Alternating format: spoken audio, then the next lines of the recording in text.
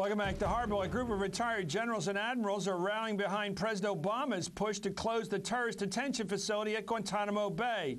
And they say that Dick Cheney, the former vice president, and his daughter Liz Cheney are using fear in this fight. Here's Cheney last May speaking to the neoconservative American Enterprise Institute. Let's listen. The administration has found that it's easy to receive applause in Europe for closing Guantanamo. But it's tricky to come up with an alternative that will serve the interest of justice and America's national security. Keep in mind that these are hardened terrorists picked up overseas since 9/11. The ones that were considered low risk were released a long time ago. And among these, it turns out that many were treated too leniently because they cut a straight path back to their prior line of work and have conducted murderous attacks in the Middle East. An estimated 14% of those released previously back in the business of jihad. I think the president will find upon reflection that to bring the worst of the worst terrorists inside the United States would be cause for great danger and regret in the years to come.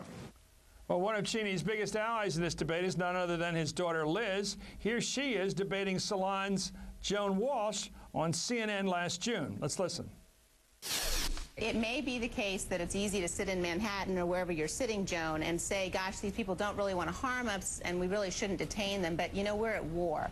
And the laws of war very clearly state that while you're at war, you can detain enemy combatants to prevent them from returning to the battlefield. 75% of the American people do not think that our government should be bringing terrorists to the homeland, and they're right. Well, with us now, two of those experienced military voices urging President Obama to close Guantanamo. Retired Army Lieutenant General Harry Soyster is former director of the Defense Intelligence Agency. Retired Navy Rear Admiral John Hutson is a former Judge Advocate General. General, I want you first to talk about this. The difference between putting the troops, or rather putting the bad guys, the terrorists, alleged some cases, clearly guilty in other cases, in Guantanamo out there in Cuba, or putting them in some maximum security prison in the United States. What's the difference?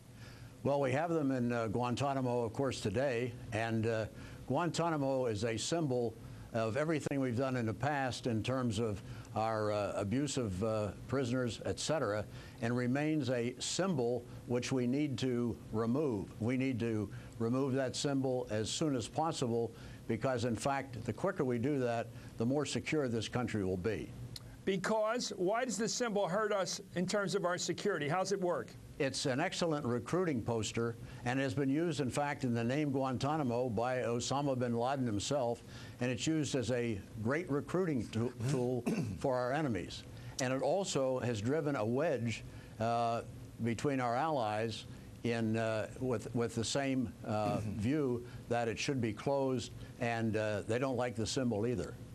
Admiral Hutson, the Cheneys, or rather the Cheney and the Cheney, they pronounce their names differently, have been out there scaring the country, making the point that if you bring these terrorists into the United States proper, into our territory, put them in a maximum prison, that they will threaten the folk.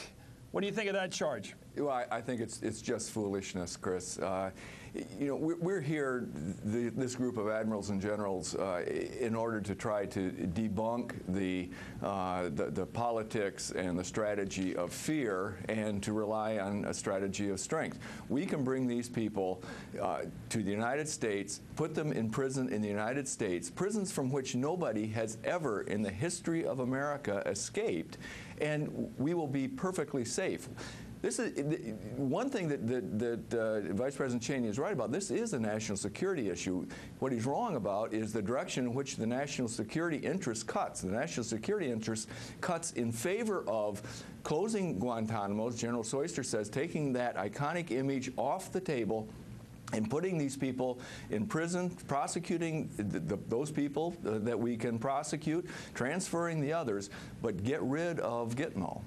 What do you think, General, is the strategy or the intent of people like Cheney who are constantly trying to get people's teeth rattling, constantly trying to get people nervous? Of course, we have to be secure in a country, but to have us always nervous, always worried, even about some terrorists getting out of San Quentin or something.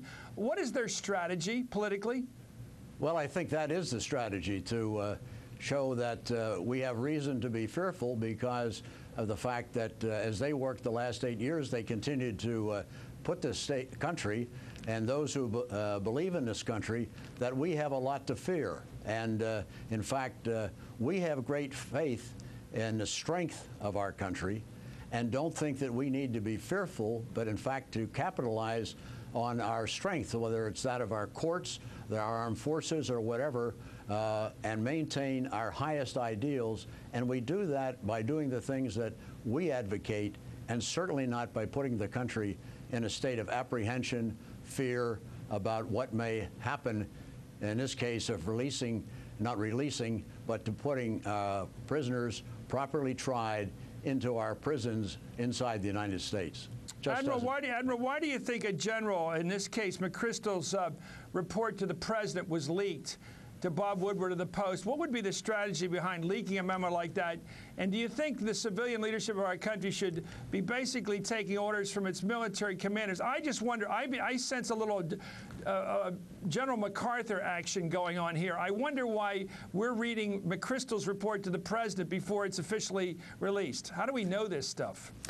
Well, I'm guessing that President Obama's Commander-in-Chief and General McChrystal, in his capacity, each have a pretty good understanding of what their respective roles are, and President Obama's role as the Commander-in-Chief. General McChrystal give him advice. President Obama will tell him what to do, and General McChrystal will execute that. So I'm not sure that why it was leaked, who leaked it. I have no idea. It was unfortunate, but it really it doesn't change the relationship of the Commander-in-Chief and a subordinate general. Well, the Huffington Post today reported that a columnist for Newsmax, that's a conservative media outfit, he's a fellow named John Perry, wrote a column Tuesday, which later was pulled, which in part said the following: imagine a bloodless coup to restore and defend the Constitution through an interim administration that would do the serious business of governing and defending the nation. Skilled military-trained nation builders would replace accountability-challenged radical left commissars. Having bonded with his twin teleprompters, the president would be detailed for ceremonial speech-making. Is this just Looney Tune stuff, General? This, we all saw 7 Days in May, and I just wonder whether in this country anybody takes seriously a push for the military to grab power. Having spent a long time in the military, I don't remember any discussions about a coup. In fact, I think it's a great strength of this country that our military completely understands the role of our civilian leadership and their superiority. We have sworn an oath to uphold and defend the Constitution of the United States. It's worked pretty well for a long time. We think it's going to continue to work for us very well. Well said. Who couldn't agree with that? If anybody watching disagrees with that, please leave this country. This is a democracy. The military serve the interests of the country. They do not dictate. Thank you very much, Lieutenant General Harry Soyster and Rear Admiral John Hutson.